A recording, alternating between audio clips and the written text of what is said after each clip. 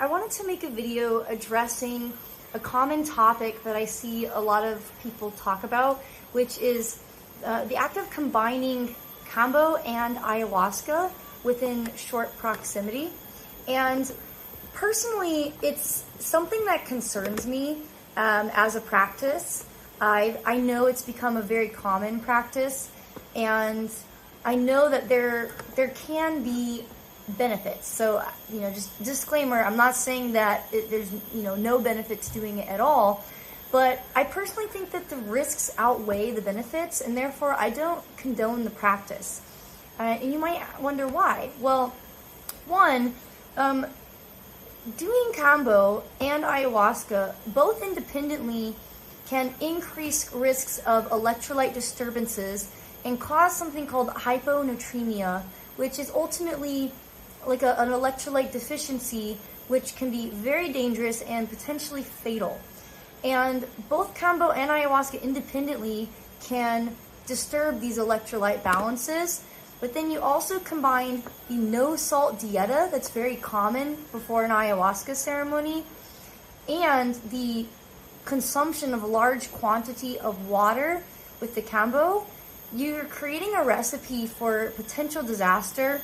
And I've seen a number of people, of deaths and hospitalizations happen because of people on these no-salt diets, and then they're doing ayahuasca and purging all night, and they're exhausted and they're depleted, and then they follow up the next morning with doing a Kambo session.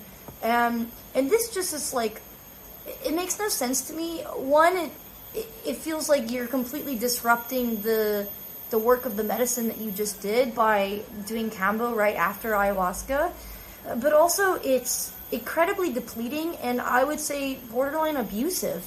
I personally don't understand the concept of beating the shit out of ourselves with these intense medicine experiences in order to feel like we can get results for healing. I think it actually can perpetuate a negative self-abuse pattern where we feel that we have to suffer to deserve our healing or to deserve peace. And so just philosophically, I'm also kind of conflicted about whether that's really a kind thing to do to ourselves. But yeah, primarily there's concerns about the electrolyte content and disturbance and exhaustion that can happen, as well as there's some evidence that doing Kambo can also increase serotonergic and dopaminergic activity afterwards, which could potentially increase the risk of serotonin syndrome. We don't know this for sure. It's speculation, but it is something to be mindful of, that we just don't have that much information about these things. So say you insist on doing these two modalities, or you've already signed up for a ceremony retreat or whatever, and they're going to be doing these modalities. Here's some tips that I have to keep yourself safe. One, if you can, try to do the Kambo before the ayahuasca, not after. I have done and also served people Kambo about 24 hours before their ayahuasca ceremony, and that actually can have really augmenting effects and provide a deeper, clearer, and interesting experience. So I'm not totally against that, but try to give yourself 24 hours, at least a whole day before, if you're going to do Kambo before ayahuasca. I'm really not a fan of doing it the morning of, and then going into ayahuasca that night. That just feels like too much. And if you're going to do that, be sure to supplement with electrolytes. Just cheat on the salt part of the diet, because it's just not worth dying. There's other ways that you can honor that dieta and be strict, but the salt, I think, is more important for safety.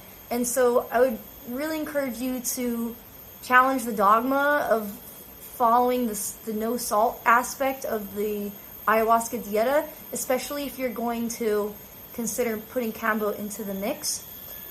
So be sure to supplement with electrolytes or sea salt in your water. You can do that during your ayahuasca ceremony, during your Kambo ceremony. You can do it before, you can do it after. And especially if you're going to be doing ayahuasca and then Kambo the following morning or whatever, please, please, please take electrolytes. That needs to, it's like absolutely mandatory. Otherwise, you're really putting yourself in a dangerous situation. So if you're going to do it, please follow those tips. And more or less, I hope that people just are able to be present and dance with one medicine at a time, because I think it's going to make it a lot safer for us to continue to have access and utilize these medicines and make sure that we're not hurting anyone like ourselves or people that we love. So I hope that's helpful. Thanks for tuning in.